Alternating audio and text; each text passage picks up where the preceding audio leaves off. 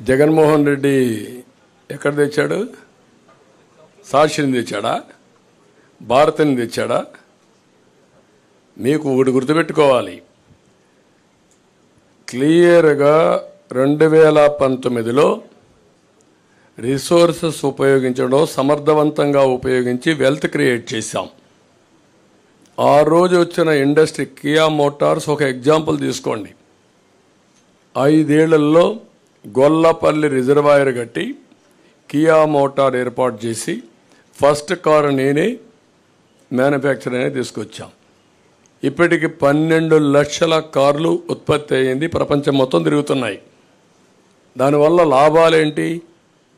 15,000 కోట్ల రూపాయలు పెట్టుబడులు పెట్టారు. దగ్గర 12,000 15,000 మంది పనిచేస్తారు డైరెక్ట్గా. దాని మీద ట్రక్ ఓనర్సు, ట్రక్ డ్రైవర్సు, అక్కడ ఉండే అకామిడేషను అన్నీ కలుపుకుంటే ఒక 30,000 కుటుంబాలు బాగుపడ్డాయి. దీనివల్ల ప్రభుత్వానికి ఆదాయం వస్తూ ఉంది, ట్యాక్సెస్ ద్వారా 1000 కోట్లనే వస్తుంది. ఆ డబ్బులతో మనం సంక్షేమ కార్యక్రమాలు ఇస్తున్నాం. మీరు ఒక్క ఎగ్జాంపుల్ చెప్పండి, ఈ 5 ఏళ్లలో ఒక్క పరిశ్రమ వచ్చిందా? ఒక్క డెవలప్మెంట్ జరిగిందా? ఆదాయం ఎక్కడి నుంచి వస్తుంది?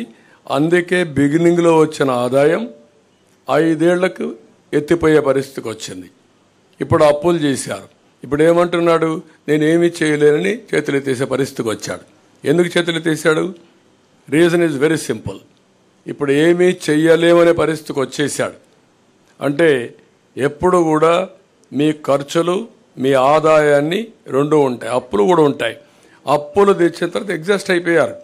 నీకు అప్పిచ్చేవాళ్ళు లేడు. ఇప్పుడు అప్పిచ్చేవాళ్ళు లేరు, ఆదాయం వచ్చే మార్గాలు లేవు. ఆదాయ మార్గాలు మొత్తం క్లోజ్ చేసేసాం.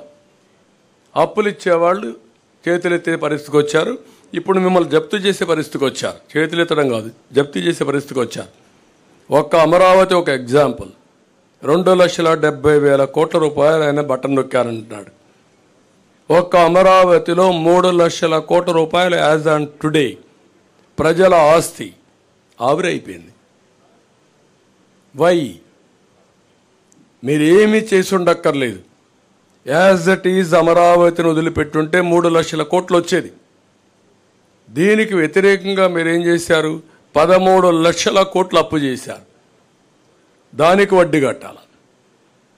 అస్తవ్యస్త ఆర్థిక విధానాల వల్ల, విధ్వంసం వల్ల ఈ రాష్ట్రం సర్వనాశనం అయింది. ఆ మాట చెప్తున్నాం. ఎవరైతే మీరు అడిగే క్వశ్చన్కి 94, 95లో జీతాలు ఇవ్వలేని పరిస్థితి హైదరాబాద్లో. గుర్తుపెట్టుకోండి, 3 నెలలకు ఒకసారి జీతాలు ఇచ్చాను. తర్వాత అక్కడి నుంచి నిర్ణయాలు చేశాం. 2004కు మిగుల బడ్జెట్, మిగుల కరెంటు సంపాదించాం. ఏం చేశామని ఆలోచిస్తే సంస్కరణలు తీసుకొచ్చాం, సంపద సృష్టించాం, ఆదాయాన్ని పెంచాం. ఆ మాటే చెప్పాం. మేము ఆదాయం పెంచే మార్గాలు మాకు తెలుసు, మళ్ళీ అభివృద్ధి చేసే మార్గాలు మాకు తెలుసు. అది చేయకుండా ఒట్టి మాటలతో, అది కాకుండా మాకు ఒక బ్రాండ్ ఉంది, కమిట్మెంట్ ఉంది 3 పార్టీలకి. ఈరోజు దేశంలో నేను అడుగుతున్నా, ఇదే స్పీడ్లో పోతే నేను కూడా చెప్పాను, ఈయనకి డ్రైవింగే రాదు, పరిపాలన చేత కాదు. సరే, బస్సు ఎక్కిచ్చారు అందరూ కలిసి, డ్రైవర్ సీట్లో కూర్చొని పెట్టాం. వాడు రివర్స్లో పోతానంటున్నాడు. డ్రైవింగ్ రాని వాడు రివర్స్ దొలితే ఏమవుతుందండి? అదే చేశాడు ఈ రాష్ట్రాన్ని. రివర్స్ టెండరింగ్ ఏంటి? బుద్ధుండేవాడు ఏమైనా చేస్తాడు రివర్స్ టెండరింగ్? మాట్లాడడానికి ఏమైనా ఉందా మీకు? మీరు రాసినా కొంతమంది ఉంది, బ్లూ మీడియా ఉందని కూడా వాళ్ళకి ఆనందం. వాళ్ళు ఏ ముంచేసినా పర్వాలేదు, వీళ్ళు ఇక్కడ కూడా ఉండరు. అలాంటి కమిట్మెంట్ లేని రాజకీయాలతో ఈ రాష్ట్రం నాశనం అయింది. ఈరోజు నేను ఒక ఎగ్జాంపుల్ చెప్పాను మీకు, సింపుల్ అండి, మీరంతా ఇంటలెక్చువల్స్. బైఫర్కేషన్ సమయంలో మనకు తెలంగాణకు పర్ క్యాపిటల్ ఇన్కమ్ వ్యత్యాసం 35,000. నేను 5 ఏళ్ళలో కష్టపడి 27,000కి తగ్గించాను. అక్కడ జనాభా తక్కువ, ఆదాయం ఎక్కువ. ఇక్కడ జనాభా ఎక్కువ, ఆదాయం తక్కువ. పర్ క్యాపిటల్ పెంచాలంటే చాలా ఎఫర్ట్స్ ఉంటాయి. ఇప్పుడు ఎంత అయింది? అది 27,000 45,000 అయింది. Can you imagine? నీకు ఆదాయం ఎట్టొస్తుంది? ఇంకా ఆదాయమే లేకపోతే నీకు ప్రభుత్వానికి ఆదాయం ఎక్కడి నుంచి వస్తుంది? ఎవడు ఖర్చు పెడతాడు? కొనుగోలు శక్తి ఎక్కడికి వచ్చింది? మేము సంపాదించే ట్యాంకులో నీళ్లు పెట్టాం, చెరువులో నీళ్లు పెట్టాం. ఆడ నుంచి కాలువలో నీళ్లు తీసుకుపోయాడు. చెరువులో నీళ్లు అయిపోయినాయి ఇప్పుడు. అందుకే చేతులు ఎత్తేసాడు. మొన్నే యాక్సెప్ట్ చేశాడు.